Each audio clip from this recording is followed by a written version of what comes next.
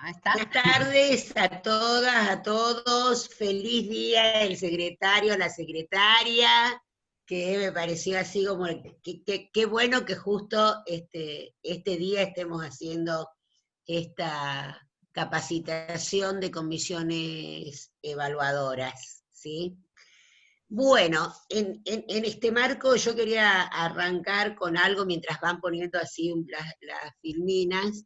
Yo quería arrancar con una cuestión que tiene que ver con un relato personal, pero que en realidad yo creo que desde el primer momento, digamos, que uno empieza a tener vinculación con la función de secretario o de secretaria, ¿sí? Sea porque uno lo ejerce o porque tiene interacción con esos otros, me parece que uno actúa según representaciones que tienen que ver con el Estado, con la política, con las políticas públicas, y que esas concepciones acerca de Estado, política y políticas públicas, uno las va construyendo, ¿sí? En la cotidianeidad escolar. En este sentido voy a referenciar algo que me pasó a mí hace muchísimos, pero muchos años, porque yo soy como de la prehistoria. Cuando llegué a la escuela a asumir el cargo de directora, yo era una chica de 31 años. Y allí estaba Elvira, la secretaria del turno mañana, con una gran experiencia, y como hoy lo decía a la mañana, yo era bastante irreverente y una chica, digamos, muy asentada en lo pedagógico didáctico, que todavía desconocía toda la importancia del soporte administrativo. La cuestión es que empecé a andar, digamos, ahí en ese camino de proceso de conducción de una institución educativa, y yo, por supuesto, volvía loca a Elvirita y le decía, por favor, ¿dónde está esta planilla? Búscame esto otro, tal papel, tal esto otro, aquello y todo lo demás. ¿Dónde está? ¿Dónde está? Y un buen día, Elvira me dice, mire señora, porque jamás me tuteó a pesar de mi edad, me dice, mire señora, dice, yo no solo soy encontradora de papeles, yo soy la canciller de la escuela. Y la verdad que con eso Elvira plantó para siempre en mí una impronta de cómo repensar, porque por supuesto estaba parada, me senté y le pedí que me explicara de qué se tratara eso. Y esa explicación que me dio Elvira, que después fue profundizada teóricamente con el transcurso de mi trayectoria, de eso voy a hablar en este encuentro, ¿sí? De esa cuestión, particularmente, digamos, de eso que aprendí allá lejos y hace tiempo. Entonces, me pareció interesante, había alguien ahí que preguntaba por qué la problemática, las entrevistas eran públicas. Y yo creo que empezando porque estamos en un sistema de educación público, ¿sí? Empezando por ahí, digamos, la naturaleza de lo público. Pero por el otro lado, centralmente, porque nosotros pretendemos, digo, a este proceso que está hecho en un ámbito público, que sea cada vez más público, o sea, quitarle opacidad, dotarlo de mayor transparencia, que no sea una cita a ciegas como planteó alguien de alguna comisión, ¿sí? Y la verdad, vamos, me parece que en esta situación, ¿no? de inédita de tomar un coloquio virtual, una entrevista virtual, ¿no? Nosotros no queremos poner el énfasis en que nuestras energías como comisión evaluadora estén puestas sobre la base de pensar una instancia evaluativa desde el lugar de la sospecha, sino desde el lugar en que nosotros contamos con las herramientas como para poder evaluar las hipótesis de intervención, que eso es lo que van a presentar los aspirantes, cuáles son sus hipótesis de intervención, ¿sí? Y nosotros somos capaces, por nuestra trayectoria, porque por eso somos comisión evaluadora, de poder inferir saberes que estos aspirantes han podido construir, pero porque además, esta instancia evaluativa, a diferencia de la que se hacen en otros lugares, no da lugar a que me pueda copiar de un texto teórico, la verdad, ni de un documento de gestión, ni de una normativa. Y lo voy a fundamentar por qué. Miren, primero porque para nosotros en el principio está el problema, la situación problemática. Y la situación problemática es un enunciado, ¿sí?, que explicita un recorte de la realidad sobre el cual intervenir. Y así como pasa en la práctica cotidiana, que cuando delimitamos un campo de intervención, que es el problema, pero que es enunciado por mí, ¿sí?, por nosotros, por los sujetos que habitamos las instituciones u otros ámbitos de gestión, ¿sí?, recurrimos, a partir de lo que identificamos como campo para intervenir, recurrimos en primera instancia a qué piensan nuestros compañeros de trabajo, nuestras compañeras y compañeros de trabajo. O sea, primero tenemos una referencia en el colectivo de trabajo, ¿sí? En otra instancia acudimos también a material teórico. De pronto alguien viene y nos dice, o nosotros mismos decimos, me parece que algo interesante referido a esto que nos podría ayudar para comprenderlo mejor es el texto de fulana o de perengano. Por el otro lado, también en ese análisis uno dice, sí, pero también está claro el encuadre normativo X, y hubo un documento de gestión que también planteaba esta cosa. Miremoslo. Esta es la idea. Nosotros en la instancia evaluadora, pruebas de selección, nosotros no preguntamos acerca de autores, porque no es el objeto. No preguntamos puntualmente acerca del artículo tal de la normativa no sé cuánto, porque tampoco es nuestro objeto. Digo, por eso, a ver, lo digo claramente, digamos, uno podrá tener todo a mano, hablar, tener a alguien que esté al frente si quieren, lo que fuere, pero no al lugar iba a depender de cómo nosotros enunciemos las problemáticas, que tampoco está en nuestra intencionalidad política, que sea una cosa de secretísimo cuáles vayan a ser las resoluciones o las situaciones problemáticas, porque la verdad, las situaciones problemáticas son preexistentes porque se han definido desde los lineamientos de la política, ¿sí? Y esto tiene que ver con cuál es el rol que se le adjudica al Estado y cuáles son las políticas públicas, digamos, que se están implementando.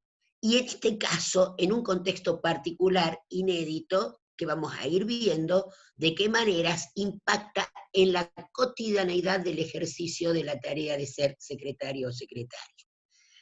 Dicho esto, continúo con así que no nos preocupemos, no empecemos a pensar desde, insisto, del lugar de la sospecha, sino del lugar de la potencialidad, ¿sí? Nos pongamos con esa cosa. Desde este lugar tiene que ver, digamos, así como Elvira se percibía como la canciller de la escuela, ¿no? Porque ella Eso tenía que ver con que ella decía representaba a la política exterior de la escuela, por eso era la canciller, ¿sí? En esto de que el secretario es el que va a la SAD, el que va al consejo escolar, el que va a la jefatura, el que va a distintos lugares, ¿no? Y va aportando, ¿sí?, esa identidad institucional en sí mismo, porque fíjense, no dicen llegó con el asado en el consejo, dice, no dicen llegó Elvira, dicen llegó la 82, llegó la 24, llegó la secundaria tal, ¿no? La persona concentra en sí misma toda la identidad institucional. Eso a mí me parece maravilloso desde el punto de vista, o para hacer un análisis etnográfico, pero además cuando dicen eso, también están esperando lo que saben que va a traer ese sujeto. Si va a traer toda una serie de cosas despelotadas, si va a traer todo ordenado, si va a no sé qué cuánto, porta una identidad, ¿sí? Bueno, bien. Ahora ya con lo cual es, desde nosotros, digamos, qué es lo que estamos proponiendo, cómo nos concebimos, pero no cómo concebimos ahora la secretaria, sino cómo concebimos, digamos, a los maestros, a las maestras, a los profesores, a las profesoras, a los directores, directoras, supervisores y supervisoras, y por supuesto a las secretarios y a las secretarias, ¿no? En primer lugar, como agentes del Estado, ¿sí? Digamos, esto de tratar de no pensar al Estado como algo que es solamente una materialidad que está por fuera de nosotros y cuya máxima expresión son las torres que están frente a la Plaza Moreno o el edificio que conocemos que está en calle 13, ¿no? Digo, ahí se ríe todo. Se va a imponer, va a ser tendencia lo de canciller. La otra cosa es de intelectuales, esto es decir que somos sujetos que producimos conocimiento, ¿no? Y entonces, después yo voy a trabajar varios ejemplos de cómo desde el rol de secretarios y secretarias producimos conocimiento. Ahí dice Patricia, dice, lamentablemente Gabriel es así, pero tenemos que revertirlo. Habría que pensar si tenemos que revertirlo, ¿no? Si esta representación de la institución no es algo mucho más potente, en términos que es una categoría política y una categoría que remite a poder, por otro lado, ¿no?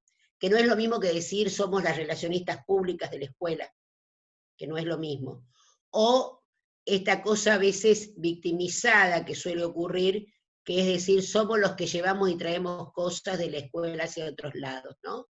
Es decir, represento a la institución, ¿no? Es otra cosa, es otra cuestión, porque esto significaría también posicionarnos en un lugar de autoestima acerca del cargo, ¿sí? Y esto no es menor, ¿no? Porque todos los, fíjense, si uno pudiera pensar cuáles son los estigmas, porque por lo general siempre hablamos de los estigmas acerca de los estudiantes, ¿no? O de la familia.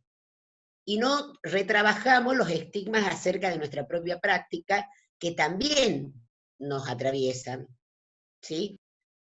Entonces, digo, así los supervisores se consideran la mortadela del sándwich, por ejemplo, ¿no? Digo, una metáfora así como muy particular, ¿no? Entonces digo, los secretarios los que llevan los que llevan y lo que traen, ¿no? El director el que apaga los incendios. Bueno, digo, hay una cantidad de metáforas que nosotros necesitamos revisar y ponernos otras metáforas, ¿no? Por eso a mí esa idea que me atravesó la cabeza, que fue hace más de 30 años que me la dijo Elvira, ¿no? Y que condicionó mi manera inclusive de ver la estatalidad, ¿sí? Inclusive las maneras de ver la estatalidad. Como yo siempre digo, yo contra todo lo que denotan la burocracia, todo sistema requiere una burocracia, lo que importa es al servicio de qué proyecto político está. ¿Sí? Y bien. La producción de conocimientos. Segunda cuestión, la de trabajadores de la educación. Entonces, como agentes del Estado, como, como productores de conocimiento y como trabajadores de la educación, desde esa perspectiva.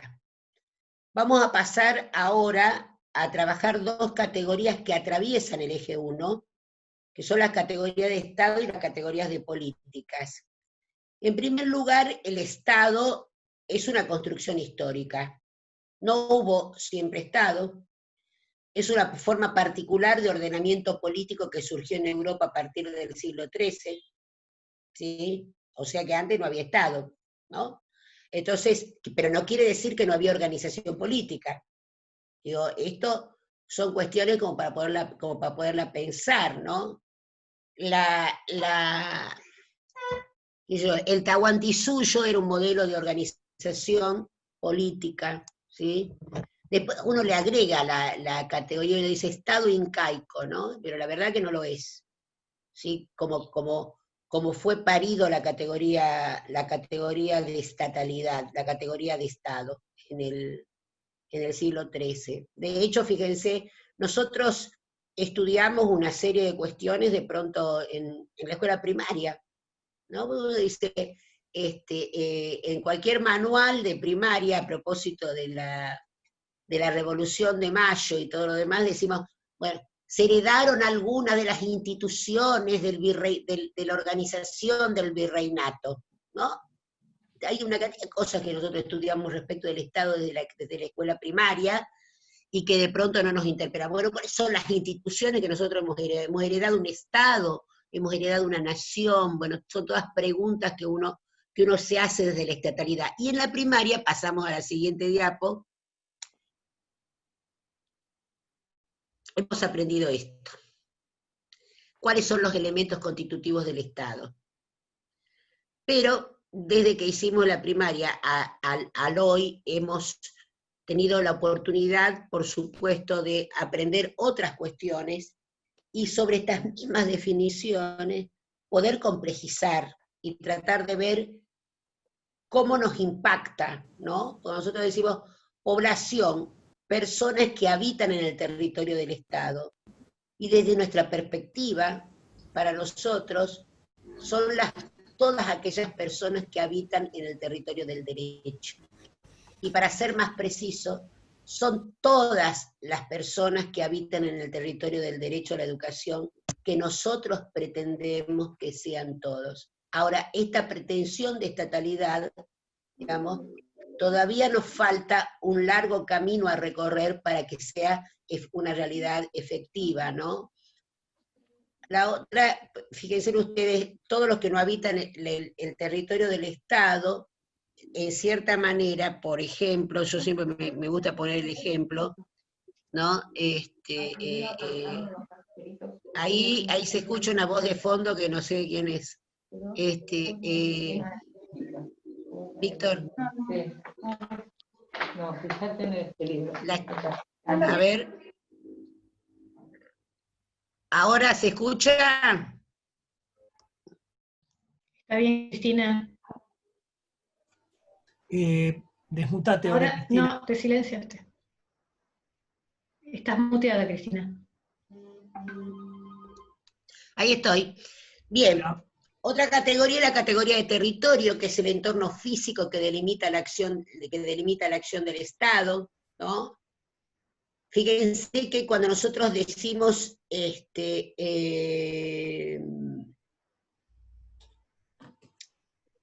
la cuestión de en educación utilizamos bastante la categoría territorio, ¿no? Decimos, vas al territorio, venís del territorio, estuviste en cuánto territorio te tocó, etcétera, y todo lo demás, ¿no? Y la verdad es que si yo me pienso como como agente estatal y analizo mi función desde esa estatalidad, también en el ejercicio de mi función me voy dando cuenta cuánto territorio abarco, ¿no? En el ejercicio de mi función como agente estatal, ¿no? Y desde esta perspectiva yo puedo pensarme, ¿no? Cuánto territorio abarco, ¿no? Y uno podría decir, acá hay inspectores, secretarios y secretarias, que como inspectora tengo mi área de supervisión, y más allá de esto de que el PS esté en articulación con el proyecto distrital y con el proyecto regional, ¿no? La verdad que una cosa es una cuestión de ese tipo de articulación, pero ustedes, por ejemplo, acá, como comisiones evaluadoras, tienen un funcionamiento regional. Efectivamente van a tener un territorio más amplio que el que tienen como inspectores o como secretarios que tienen el espacio de su institución. Porque ustedes van a evaluar, van a seleccionar miembros para conformar los equipos de conducción de toda una región. ¿Sí? Entonces, me parece, digamos, que esto permite, lo digo como ejemplo, ustedes podrán pensar esta categoría del territorio, digamos, desde distintas dimensiones, pero es para ver cómo vamos complejizando esto, cómo analizamos, digamos, la categoría estatal. Exacto, la escuela es el Estado en el territorio. Miren cuántas veces decimos que la escuela es el último bastión del Estado en el territorio en las situaciones de crisis. ¿Sí? Ahora, decir que la escuela es el último bastión del Estado en el territorio en situaciones de crisis, estamos hablando de los sujetos que habitan la escuela. Y esa es la afirmación de que nosotros habitamos el Estado, y lo podemos habitar de distintas maneras. Hay otras definiciones de Estado que son muy piolas, como la que hacen Sebastián Abad y Mariana Cantarelli, ¿no? Que hablan del Estado como un territorio donde es factible desarrollar un proyecto colectivo. Una definición, digamos, una bella definición además, porque tiene un importante poder de intervención. Ustedes van a notar que yo utilizo bastante la categoría de intervención. Lo hago a propósito. Es más, le pongo énfasis por contraponer a algo que se ha instalado en la jerga pedagógica, que es la categoría miradas, ¿no? Andamos todos preguntando desde tu mirada, desde la mirada de tal, desde la mirada de cual. Y la verdad que lo que vamos a lograr es que nos quede muy grande el ojo, digo yo, porque nosotros necesitamos no mirar. Nosotros cuando tomamos en una instancia evaluativa, no pretendemos que nos hagan un comentario, lo que pretendemos es que desarrollen una hipótesis de intervención, y para poder intervenir en relación a una determinada situación problemática, necesitamos mirar, oír, ¿no? Necesitamos andar, necesitamos poner todas nuestras capacidades cognitivas y también nuestros sentimientos. Lo digo esto porque también lo quiero asociar a otra categoría, que es la categoría de objetividad. En el Reglamento General de Instituciones Educativas, todas las funciones tienen, entre una de sus obligaciones, está puesta la cuestión de que debemos promover el derecho a la educación. La contracara del derecho a la educación no es ser objetivos. La contracara de la promoción del derecho a la educación es la justicia, es decir, que seamos más justos. Por eso, como decía Marcela Virocho, ¿no? Nosotros tenemos que procurar ser más justos, digamos, en esta instancia evaluativa. El poder político refiere a la facultad legítima de mando sobre el conjunto de la población, y esto en nuestro lugar de representación del Estado, de nuestra estatalidad, nos pone en lugar del ejercicio o no acerca de la autoridad pedagógica. La soberanía y la capacidad de autodeterminarse sin intervenciones externas. Y uno podría, esto ha sido bastante pensado, puesto en relación a las características del Estado neoliberal y sus implicancias con respecto a los procesos de mercantilización de la educación, ¿no? O sea, en varios sentidos. Por un lado, esta capacidad de autodeterminarse en relación a la selección de lo que se enseña y lo que se aprende, pero también, por el otro lado, respecto a cuáles son los recursos que utilizamos, ¿no? Por eso, y cuestiones que la pandemia hizo todavía más visibles, ¿no? O sea, cuáles son las plataformas virtuales que circulan, que usaremos, etcétera, y todo lo demás. Todas cuestiones que impactan en nuestro quehacer cotidiano, no es una cosa que estamos hablando de Marte, digo. Bien, seguimos. Estado y gobierno. El gobierno consiste en la conducción política general o el ejercicio del poder del Estado, ¿sí? Y el gobierno, dice, es el conjunto de órganos de un Estado a través del cual se expresa su poder. Cada gobierno organiza una determinada configuración estatal o sostiene una configuración estatal anterior para la implementación de las políticas que formula, ¿sí? Entonces, esto asume características bastante peculiares en el caso de la Dirección General de Cultura y Educación, que las vamos a trabajar en el encuentro que viene. Sigamos.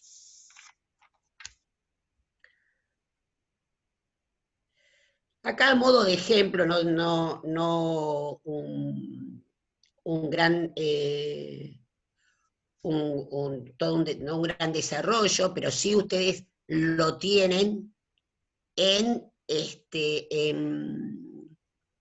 lo tienen no solo en la bibliografía, sino que además aprovecho para pasar un chivo frente a todos los colegas que están planteando que se les corta la luz, que la conectividad, que esto, que aquello, a nosotros también nos pasa lo mismo, como le pasa a los estudiantes, como les pasa a la familia, etcétera, todos lo sabemos que esto es una cuestión, digamos, que nos ocurre a todos. Entonces, sabiendo esto, es que nosotros, por eso, era nuestra gran preocupación, porque los temarios y las bibliografías estuvieran disponibles.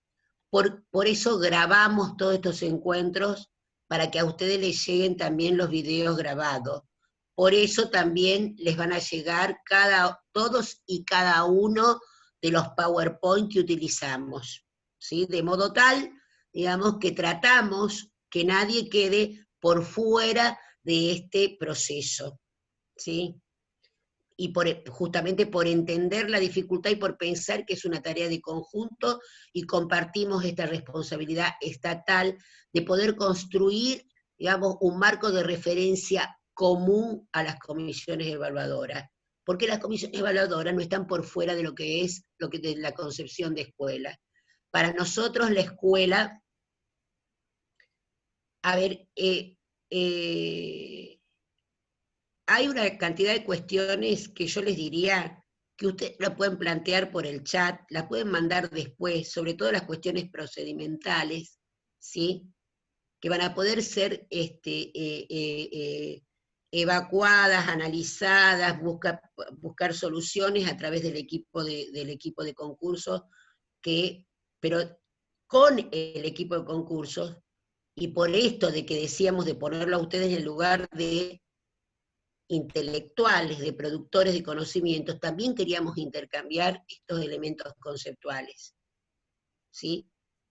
Digo, no se preocupen que vamos a tomar todos los problemas que tengan que ver con los procedimientos físicos, pero la verdad que creemos que si nosotros solo habláramos con ustedes, acerca de los procedimientos físicos, materiales, involucrados en la prueba de selección, no estaremos pensando que la prueba de selección implica una enorme cantidad de circulación de contenidos, de conocimientos, que son los que portan ustedes y portamos nosotros. Que era donde iba. La escuela es el espacio de la construcción de lo común. Y dentro de lo que decimos escuela, también está el funcionamiento de las comisiones evaluadoras. Por eso para nosotros fue un enorme trabajo y ejercicio y responsabilidad y obligación construir lo común junto con todas las direcciones con todas las direcciones de nivel y modalidad, más la inspección general y la dirección de concursos.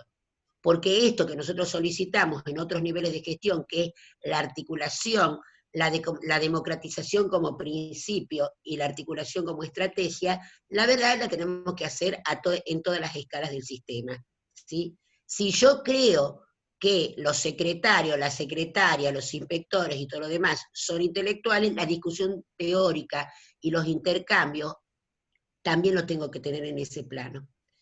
Bien, entonces, el desarrollo histórico estatal, en este sentido de que el Estado es una construcción histórica, acá simplemente señalamos, digamos, el Estado absolutista, el Estado liberal, el Estado keynesiano, el Estado neoliberal. Nos decía el otro día Miriam Felfeber, que les va a llegar el video, también de Miriam, que se estaba hablando del Estado post-neoliberal en el caso de América Latina, refiriéndose a todos aquellos modelos de Estado que generaron algunos gobiernos en América Latina a posteriori de lo que fueron los estados neoliberales enmarcados en el consenso de Washington. En el entramado entre estos desarrollos históricos del Estado y la producción de discursos acerca de la educación, se construyen las políticas educativas. La próxima.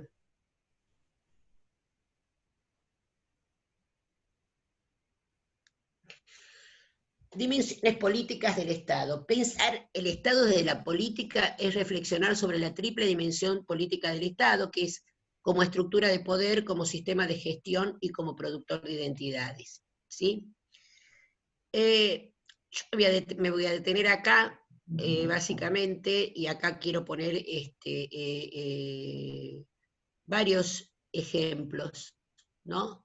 Porque como estructura, lo que quiero decir es que nosotros, independientemente que lo tengamos reflexionado o no, como secretarios, secretarias, supervisores y supervisoras, participamos del Estado, tanto de su estructura de poder, como de su sistema de gestión y de sus procesos de producción de identidades.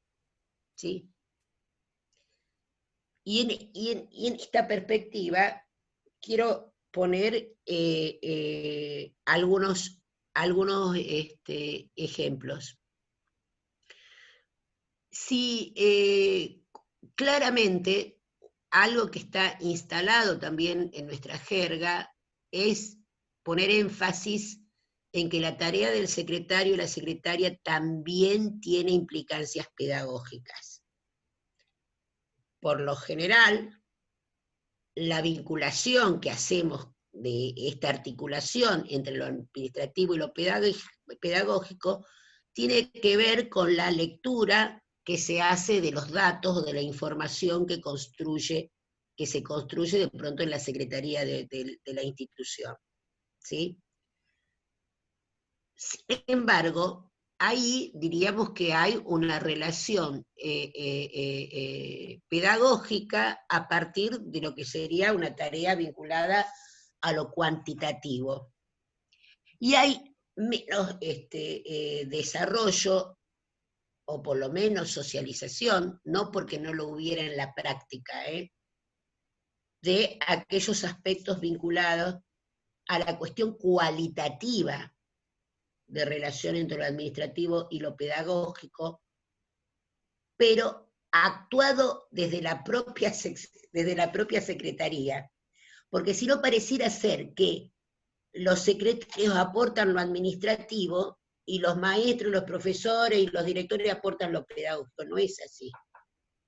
Es una sinergia que acontece en los distintos actores, digamos, que pueden analizar la complementariedad, digamos, de ambos tipos de información.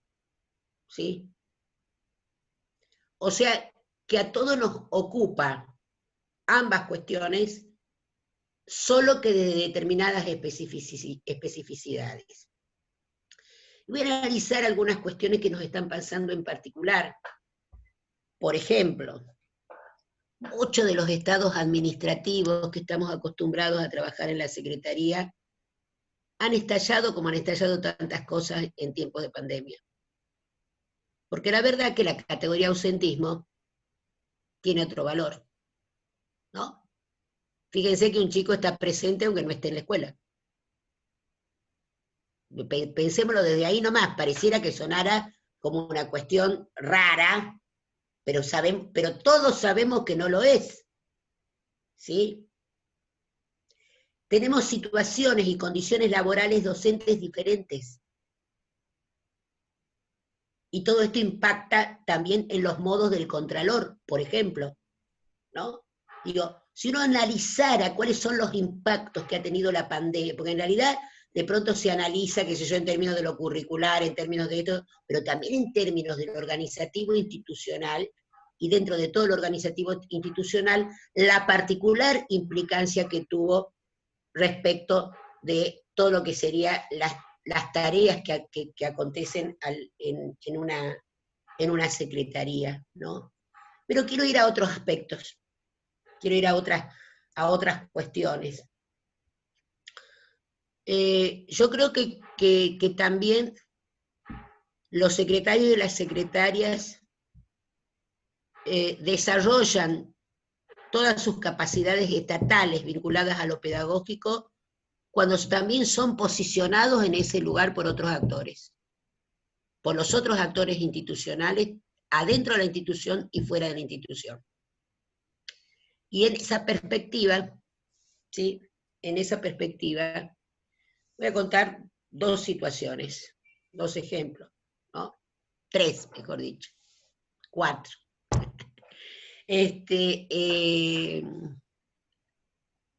Era con un grupo de instituciones y con todos sus secretarios y secretarias, problematizamos la cuestión de la inscripción. Por esto de pensar que en realidad, sobre todo en lo que tenía que ver con el aparato estatal, difícilmente cuando alguien se va a inscribir entra a un proyecto institucional, sino que la inscripción es una cuestión individual, ¿sí? Y la recepción que se hace de pronto en la institución escolar tiene que ver con esa cuestión de interpelación individual al sujeto que viene a inscribir y desde dónde. Y por supuesto que uno conoce cuáles son las condiciones, ¿no? Entonces convocamos a un conjunto de secretarios y secretarias a poder pensar si era factible pensar otros modos de pensar la inscripción de manera tal que cuando vinieran las familias no solo inscribiéramos a su hijo o su hija, sino que también los inscribiéramos y los sumáramos a un proyecto institucional. Esta fue la cuestión. Como todo proyecto que pretende interpelar una cuestión cultural instalada, no fue un proyecto de impulsos, ni compulsivo. Fue algo que llevó su tiempo para poderlo pensar, para poderlo actuar, para poder probar y para poder juntarse con otros. Recuerdo de manera particular dos situaciones. Una secretaria que trajo en una era como podría decirles la mitad de una hoja A4, y con eso ella proponía sacar muchas fotocopias para poderle entregar a los padres, a donde decía: escuela con 2 turnos, con personal docente especializado, idiomas, deportes, gimnasia, danza, teatro, música, actividades extracurriculares los sábados, y era una escuela de los Altos de Longchamps. La escuela tenía patios abiertos, y entonces eso eran las actividades extracurriculares de los sábados, ¿no?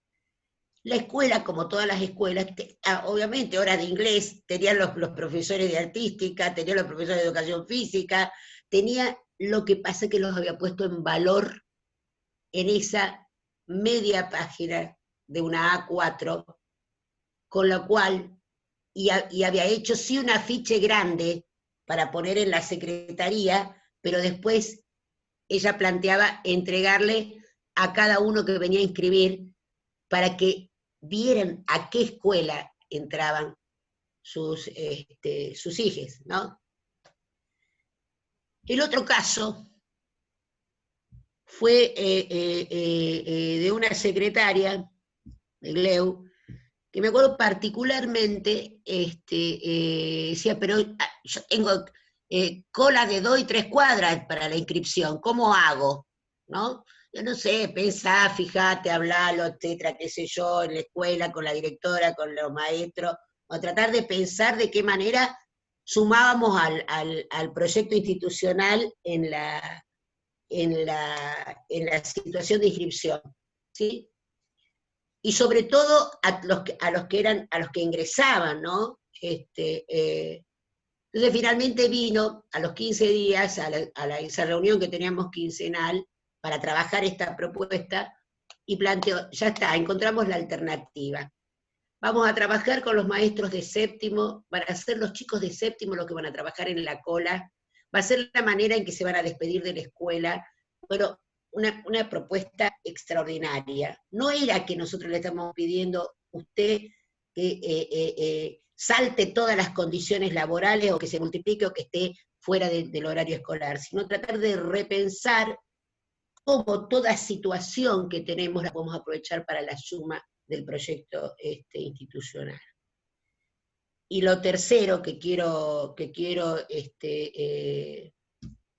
contar es, había una queja de que en otra institución, de que no contábamos con los domicilios de los chicos, ¿sí? Era bastante significativo que los pibes no sabían, no teníamos datos de domicilio, faltaban muchos datos de domicilio, pibes que no sabían su nombre completo cuando uno les preguntaba, ¿no? Faltaban documentos, estoy hablando de hace muchos años, ¿sí? Y entonces, frente a este problema, dijimos, ¿por qué en lugar de prejuiciar, ¿sí? De decir qué irresponsabilidad, cómo puede ser que no sepan, ¿no? El domicilio, tratamos de averiguar y de problematizar por qué pasaba eso. ¿Cómo podía ser que los pibes... Y bueno, entonces salimos a tratar de indagar. Lo primero que descubrimos era que ninguna calle tenía el nombre. No había ni calle ni numeración, no porque no lo hubiere. En catastro del municipio estaba el nombre de las calles y estaban las numeraciones que correspondían. Lo que no lo tenían era el barrio. Entonces, como escuela lo que hicimos fue preparar las chapitas con los nombres. Trabajamos bastante, 3 meses, un proyecto interesante. Trabajar con catastro del municipio, trabajar con distintos lugares. También recuerdo otra institución que había descubierto que en los documentos de los chicos que presentaban en la escuela no figuraba la localidad.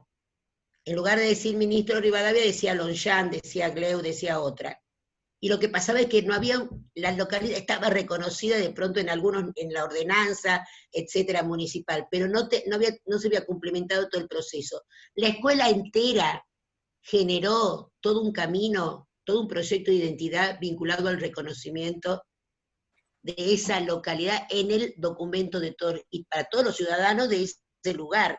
Digo, me parece que hay una dimensión, digamos, de la información, del dato, de lo pedagógico, ¿no? Que es muy fuerte en términos de procesos de construcción de identidades. Otro día les hablo de la potencia, de la fertilidad pedagógica del libro de matrícula. Voy a dar un taller de planificar a partir del libro de matrícula. creo que desde lo curricular es muy fuerte. Bien, vamos a pasar, Víctor, ¿sabés qué? Directamente a la parte de información. Ustedes van a recibir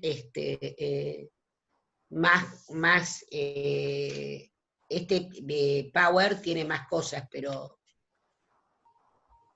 vamos a pasar a otro.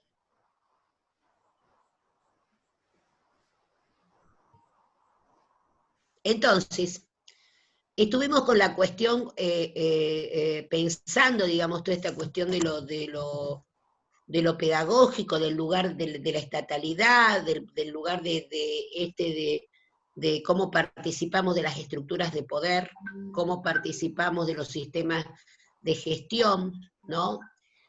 Sobre todo porque para nosotros, digamos, formar parte de un equipo de conducción, en primer lugar, supone tener un horizonte, un hacia dónde ir. También nos ocupamos de gestionar, pero no desde la perspectiva otorgada a la gestión desde el mundo empresarial, que es la gerencia, el gerenciamiento. Nosotros estamos parados en una concepción de gestión asociada a gestar, a crear. Para nosotros gestionar es gobernar, y en este sentido es crear condiciones para la construcción de lo común. ¿Sí? Porque la verdad que lo común no es preexistente. A la escuela llegamos diversos y desgraciadamente desiguales. ¿Sí? La pobreza es consecuencia de la desigualdad, no de la diversidad. Por eso digo, llegamos diversos y muchos llegan desiguales. Y la escuela es un gran espacio para la construcción de lo común. Por eso gestionar es crear condiciones para la construcción de lo común. Y también hay otra cosa, ¿no? Que es, no sé ahí quién... Ahora, silencio escucho. Y volvé otra vez. Dale. Listo. Ahí estoy. Sí. Bien. Entonces, en esa perspectiva y en esto de pensar que la cuestión de lo público, ¿no? Lo público tiene también otras acepciones. Tiene una cuestión, por un lado, pueblo, y por el otro lado tiene la cuestión de publicar, ¿sí? Y la verdad que en este sentido, volviendo a Elvira, el secretario, la secretaria, el equipo de secretarios publican bastante de lo que hace la escuela. Pero también no solo publican lo que hace la escuela a la cual pertenecen, sino también publican, en el sentido de esto de publicar como comunicación, como difusión, etc., las directivas del sistema, y publican también, hacen público, ¿sí?, en su ámbito, las representaciones que construyen, por ejemplo, de las otras entidades estatales que operan en un distrito. Porque uno, en esa relación que establece de ir a la SAT, de ir al Consejo, de ir a la Jefatura, de ir al CIE, la verdad que las entidades, y acá viene un gran enunciado que también queremos, el Estado tiene rostro humano. Lo habitamos sujetos con nombres y apellidos, y eso está muy bueno que lo tengamos claro, porque eso nos lleva a otras dos categorías, que es la de responsabilidad y la de ética estatal. Sí. La responsabilidad y la ética estatal la ejercemos sujetos concretos, no enunciados. La elegimos sujetos particulares, individuales y colectivos, ¿sí? Y esto es muy importante. O sea, lo que quiero decir es que el rol del secretario también construye representaciones en el ámbito escolar acerca de las otras instituciones que conforman la estructura del sistema.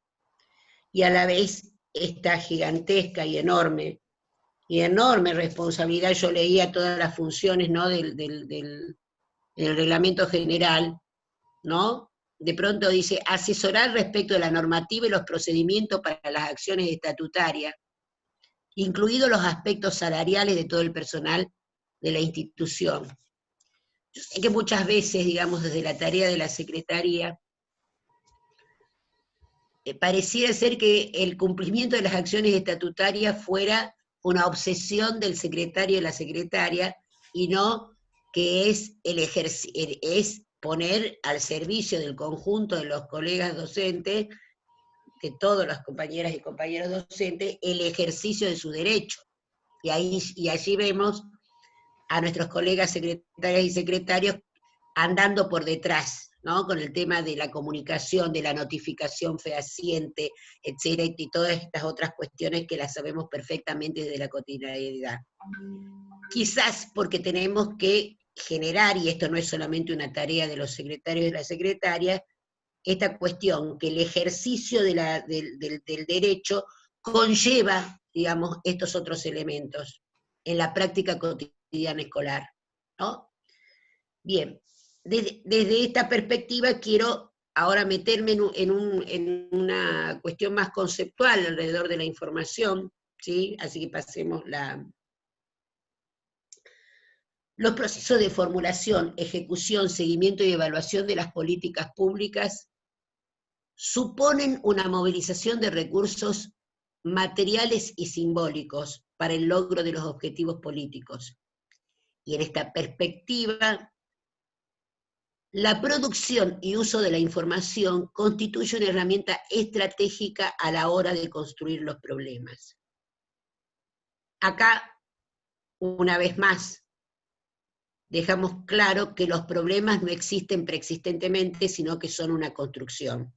Y yo siempre pongo como un ejemplo porque es muy nítido, ¿no? No es lo mismo una lectura de porcentaje de abandono de estudiantes hecha hace 30 años en el nivel secundario, cuando no existía la obligatoriedad, que hoy el mismo porcentaje, ¿no?, cuando existe la obligatoriedad, porque los niveles de responsabilidad son diferentes, ¿sí? O sea, no era un problema, digamos, no estaba constituido como un problema, atender el acceso para todos, la retención para todos, y ahora y el egreso para todos, ¿no? Planificar las intervenciones para su solución y argumentar las decisiones. Otra cosa que me gusta explicitar es esta cuestión de las intervenciones, tiene que ver con intervenir, que es ir y venir entre. Esto también tiene que ver con la cuestión de lo comunicacional, con la cuestión de lo de publicar, ¿sí?, con la cuestión de lo de relacionar, ¿sí?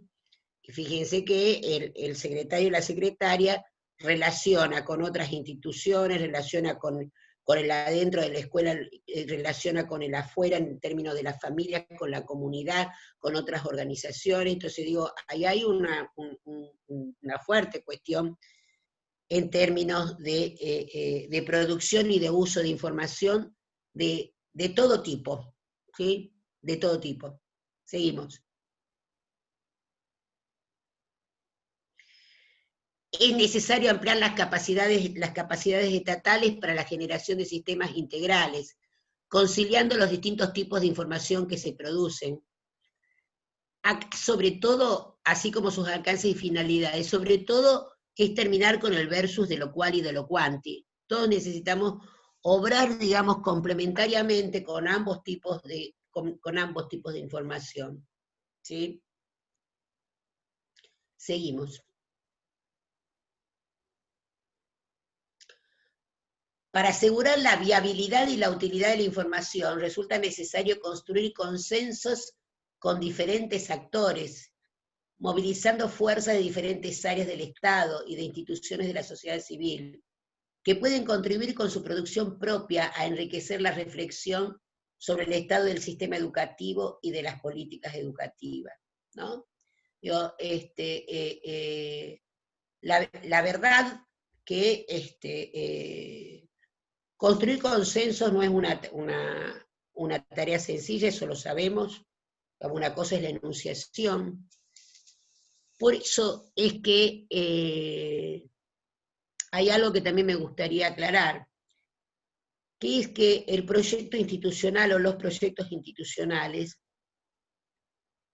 no son el papel, el registro documental de alguno de los acuerdos en torno a.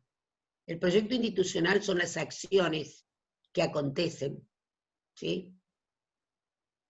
Entonces, son también los secretarios y secretarias en los modos en cómo portan esa representación de la identidad institucional, en los modos, todos tenemos responsabilidades, pero son en las acciones concretas, no tiene que ver con el registro documental, ¿no? No digo esto del rostro humano, también fíjense,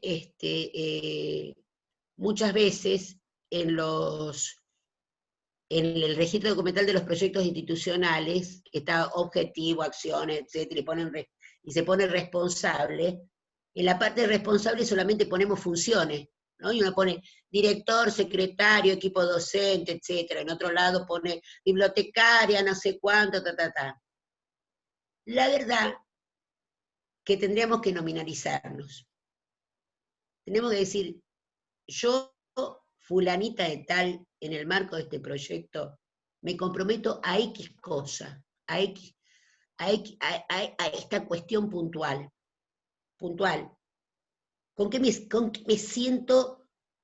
Eso de la viabilidad y de la utilidad, dice, bueno, a ver, ¿qué te parece que puede llegar a ser viable? Por eso yo digo, a ver, trabajemos con secretarios y secretarias y pensemos cómo fortalece su perspectiva pedagógica, o planteándola en todas las acciones que desarrolla, al menos en una, y que la elija, porque cualquier propuesta de transformación tiene que tener un rango de intervención que sea amigable para el sujeto, comprensible, que pueda ser un problema para él, en el sentido de que es un campo de intervención posible, ¿sí?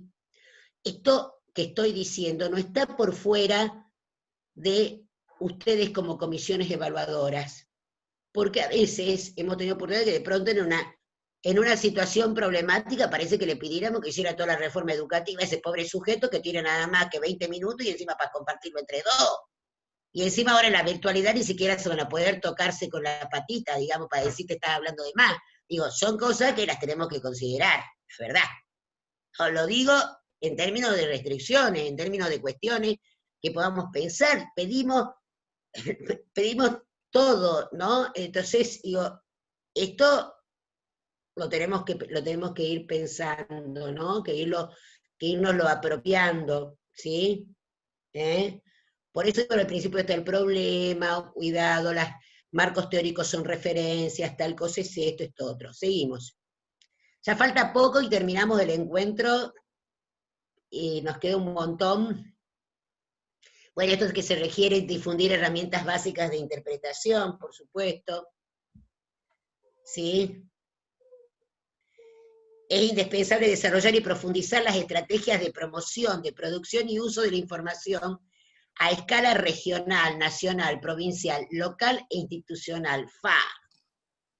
Fuerte, ¿eh? Fuerte porque, pero lo tenemos que poder problematizar y analizar, porque les debo decir algo, que los sujetos, las poblaciones, no evalúan las políticas educativas porque leen los programas de política educativa, los planes, programas y proyectos de política educativa. Dicen que la educación anda bien porque anda bien la escuela a la cual mandan a sus hijos, a sus nietos y a sus sobrines. Dicen que el hospital, que la salud anda bien porque el hospital o la salita en la cual se atienden funcionan bien. Dicen que la seguridad anda bien porque se sienten cuidados por la comisaría y los policías que están cerca, que están en el radio donde está su casa, su comunidad, ¿sí? Entonces, por eso, esa tarea de hacer público, así como nosotros decimos quitarle opacidad, ¿no?, a a las instancias de evaluación, también le tenemos que quitar opacidad a las instituciones escolares, que hay muchas instituciones, cantidades que son escuelas que yo digo visibles para el conjunto de la población, ¿no? Digo, esto, que saben qué es lo que allí acontece, ¿no? Que generan distintas estrategias, ¿no? Yo pensaba en la cantidad de directivos, secretarios, etcétera, que en este tiempo de pandemia, aún en las peores de las condiciones, no había digitalización, que yo que sé cuánto, pero de pronto igual dieron noticias pedagógicas mientras la gente esperaba los bolsones. Igual posicionaban, además de que recibieran cuestiones vinculadas a lo sanitario, a lo alimentario, igual se esforzaban porque circulara otro tipo de información. ¿Sí? Bien. Algunos me hacen reír con las cosas que ponen en el chat. Sigamos. Esto es así. Dice, el mundo de la información y la política pública se apoya en un supuesto subyacente tácito que tiene que ver con que las cosas, las palabras y esencialmente los números significan lo mismo para todos los actores que intervienen en dicho mundo. Y eso es un supuesto problemático porque es falaz, porque no es cierto. No es cierto. En general, el terreno en el que nos movemos es un terreno de disputas de sentidos.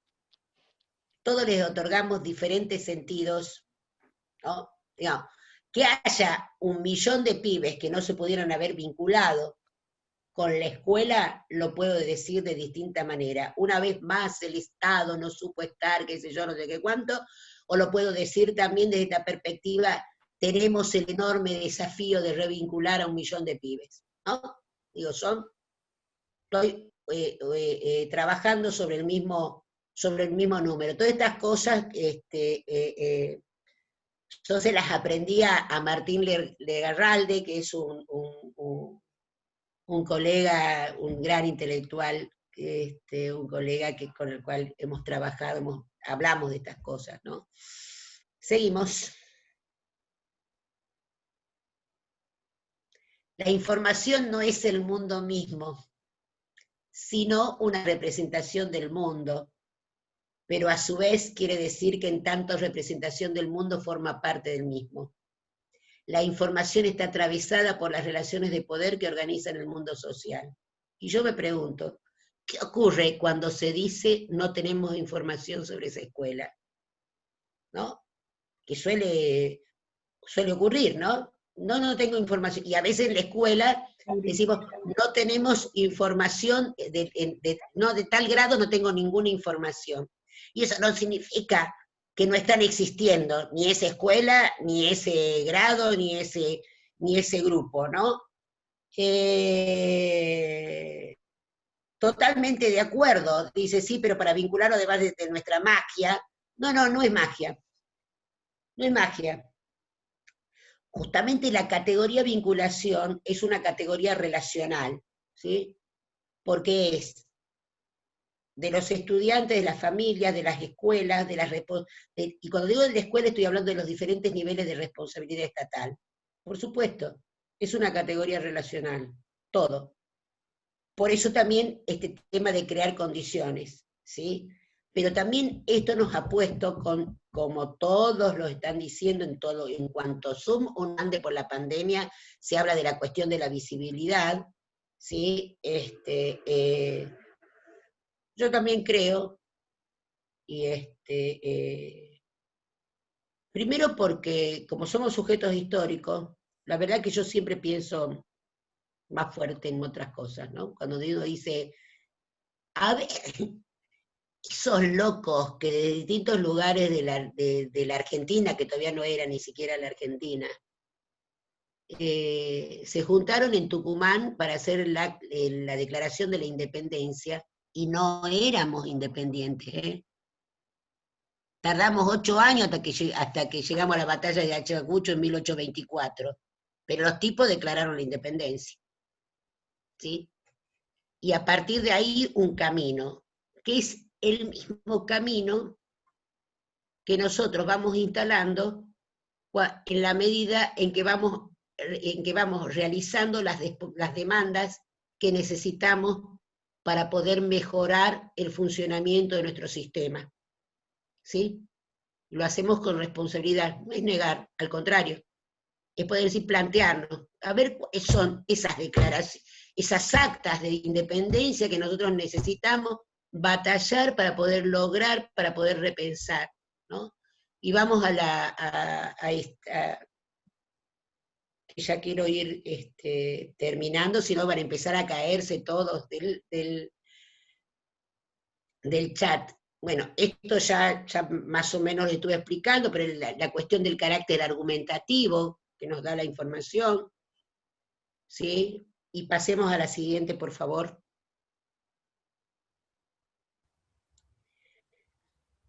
Y esto sí me interesa, que lo repensemos, porque esto es lo que construye sentido común en el resto de la población.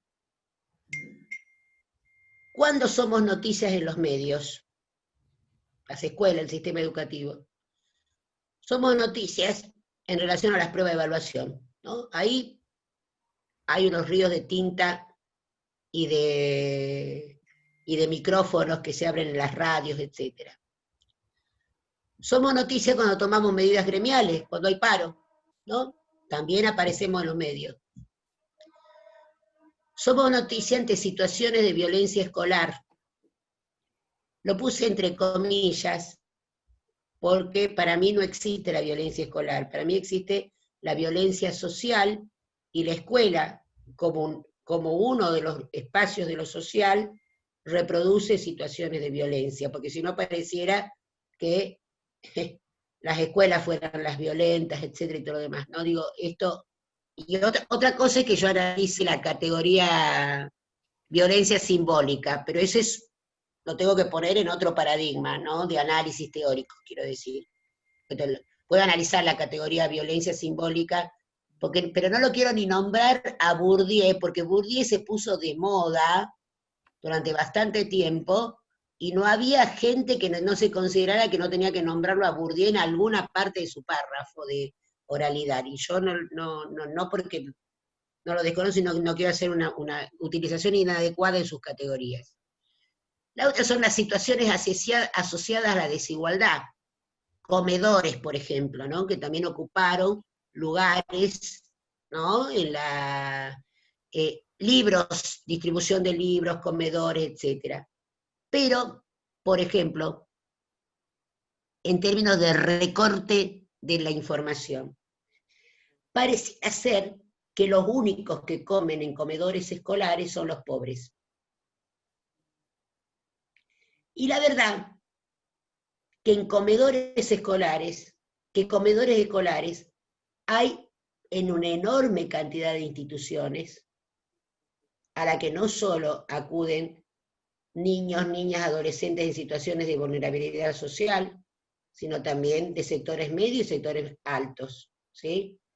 Entonces, ahí nosotros tenemos un recorte, y a donde esos comedores de otros sectores solo aparecen en los diarios si hay un caso de botulismo, y punto. En cambio, los pobres que comen en comedor son noticia. Y de esta manera es una aproximación a tratar de construir algún tipo de respuesta a cómo se construyen las categorías sociomediáticas, ¿sí? Y que construyen sentido común. Bueno, con este sencillo y emotivo acto damos por terminado el homenaje que ha preparado el concurso. ¡Ay, falta algo! Falta la evaluación, falta la evaluación. Muy bien. Poné, por favor. Esto hemos pensado como evaluación de este trayecto. Primero, que la evaluación esta que hemos pensado es un instrumento para ustedes, para vuestra utilización, ¿sí? No porque no nos lo envíen a nosotros, porque queremos conocerlo, por supuesto.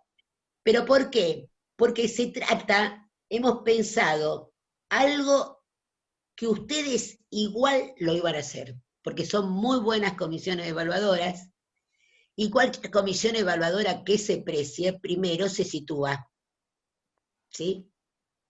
Entonces, fíjense que decimos, elaboración de un informe descriptivo, máximo 5 páginas, por comisión evaluadora.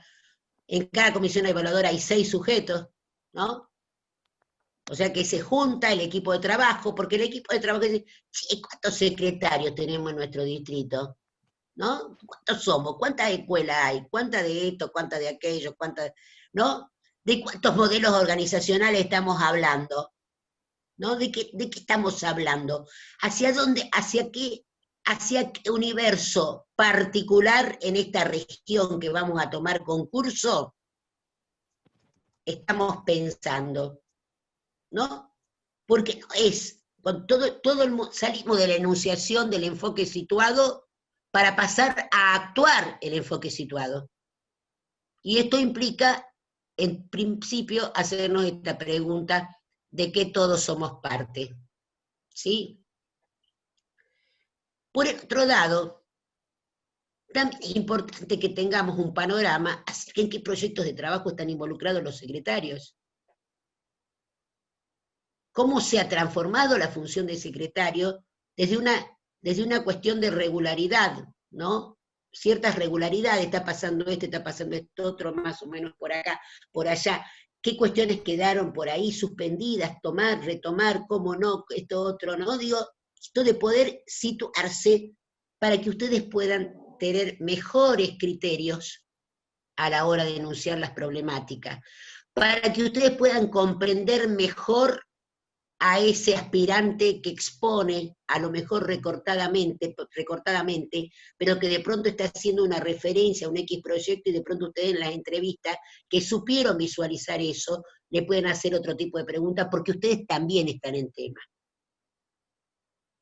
O sea que al temario y la bibliografía, el otro gran contenido es la realidad, la situación, la realidad en la cual actuamos, en la cual somos comisiones evaluadoras, en la cual habitan esos aspirantes, en las formas en cómo habitamos el Estado. Bueno, ahora sí, me despido de ustedes hasta el próximo encuentro. Muchas gracias y nos vemos.